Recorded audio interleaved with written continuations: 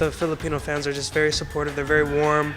That it made it easier to say, okay, let's try it.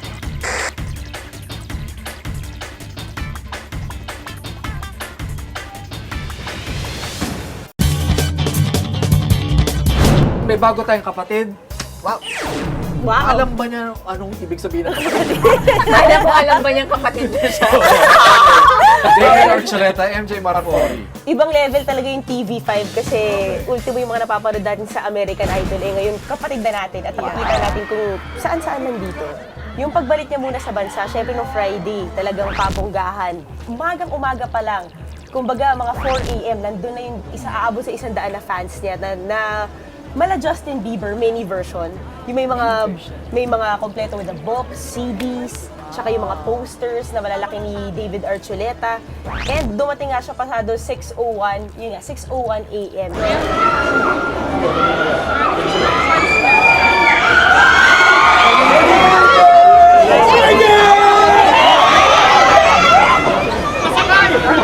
Nag-scream ako sa iyo, David! Nandito ako! I crush you! Masaya kasi parang we never thought na there's another project, especially in-announce niya na mag-mission siya. Just figured because the Filipino fans are just very supportive. They're very warm. That it made it easier to say, okay, let's try it. Ando dun din syempre yung mga makaka-love triangle niya, si Jasmine Curtis at si Yula Caballero. Na tinalo yung mga fans ni David Archuleta dahil yun nga, sobrang fangirl rin pala tong dalawang ito. Kaya nung in-interview natin sila, nanginginig sila. I can't seem to compose myself really.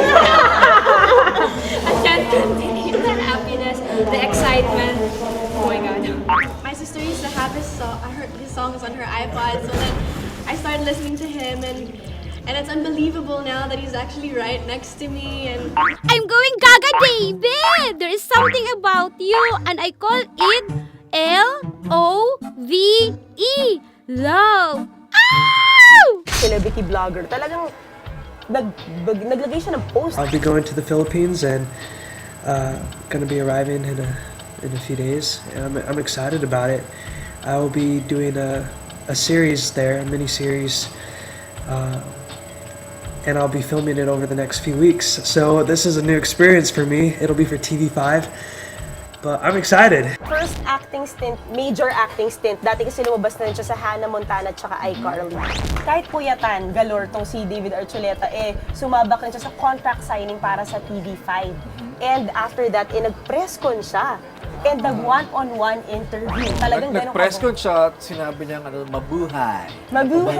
The usual, I love you, Sir, mahal kita. May mahal mga ko kayo. ganon. Are we shooting already? Yes. For the next 3 weeks, almost daily, we'll be on set filming the mini-series. Lahat game na game siya sagutin yung question Pero nung tinanong siya, nung isang kapatid natin sa press, kung magkano binayad sa kanya para mapa-oo siya na to fly here in Manila and to spend some time talaga, na mahaba-habang panahon. How much TV5 offered you for you to accept this project? Oh, I don't know. I don't usually talk about that. I was like, talent feed. Oh. Persons do that. But,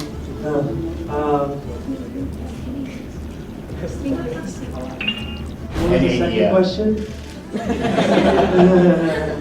Smile mo pa lang, worth $1 million pesos na! Ayaw niya talaga sagutin. Akala ko 1 billion din. Dokumentado Video of the Week. Ibang level talaga yung TV5 kasi ultimo yung mga napapanood natin sa American Idol. Ngayon, kapatid na natin at makikita natin kung saan-saan nandito. Yung pagbalik niya muna sa bansa, syempre no Friday, talagang papunggahan. Umagang-umaga pa lang.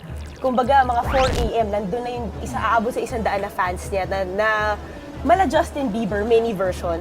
Yung may mga kompleto with the books, CDs, tsaka yung mga posters na malalaki ni David Archuleta. And dumating nga siya pasado 6:01, yun nga, 6:01 a.m.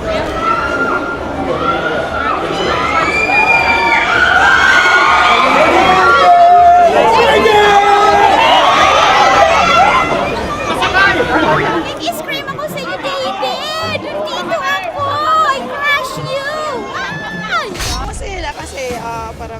never thought na he'll do another project, especially in-announce niya na mag-mission siya. Just thought figured because the Filipino fans are just very supportive. They're very warm. That it made it easier to say, okay, let's try it.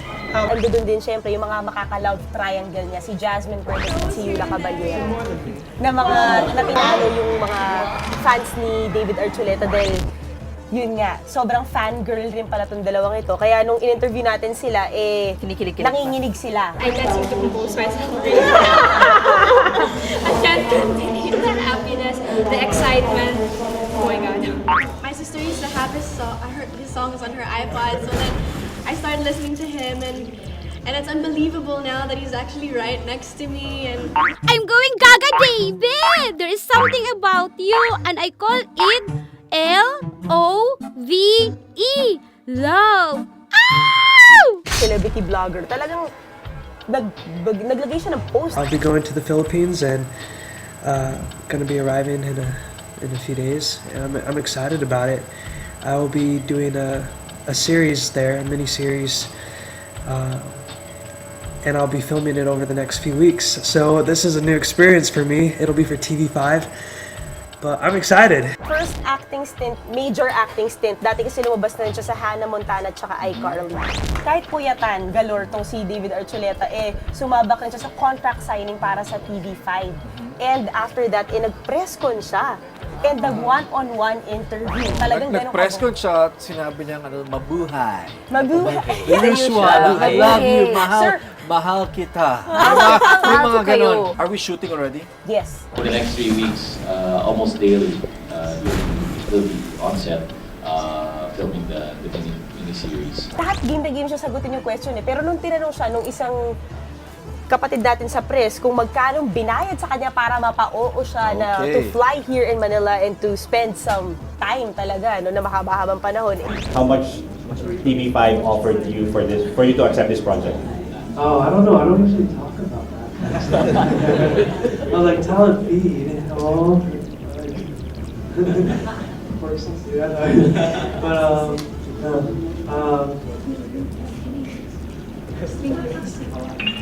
what was the second question? Smile mo pa lang, worth $1 million pesos na! Ayaw niya talaga sagutin. Akala ko 1 billion din. Dokumentado Video of the Week. Ibang level talaga yung TV5 kasi ultimo yung mga napapanood natin sa American Idol. Ngayon kapatid na natin at makikita natin kung saan-saan nandito. Yung pagbalik niya muna sa bansa, syempre nung Friday, talagang papunggahan. Umagang-umaga pa lang. Kumbaga mga 4 a.m. nandun na yung aabot sa 100 na fans niya na mala Justin Bieber mini version. Yung may mga kompleto with the books, CDs, tsaka yung mga posters na malalaki ni David Archuleta. And dumating nga siya pasado 6:01 a.m.